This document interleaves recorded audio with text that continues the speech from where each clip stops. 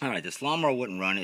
Wasn't getting gas. It had a lot of gas clogged in it. First thing you want to do is you want to clamp off the fuel line with like some mini vice grips so it doesn't leak any more gas out. And then you'll have the air box cover on the outside. You take that off with that one screw, and then you have another one that has like a screw here, here, and here. You take this cover off, and you access the carburetor. And you'll see the carburetor, and here's the fuel bowl, and it has this nut at the bottom of it, and it's a 1/2-inch socket. So you use a 1/2-inch drive socket. You loosen this nut, you don't lose the washer, and you very carefully tap on the bowl and get it to come off of there. And there's this rubber seal that's on there. You don't want to disturb that. Be very careful with it.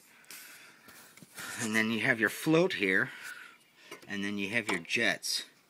Now inside there, I guess you can't see, there's a little tube. It's in there. It's a little tube, and it's connected to the bottom here on this port here. So what you do is you take a single wire out of a wire brush, and you clean out this port, and the bottom through there, all the way through the top where you can see in through there.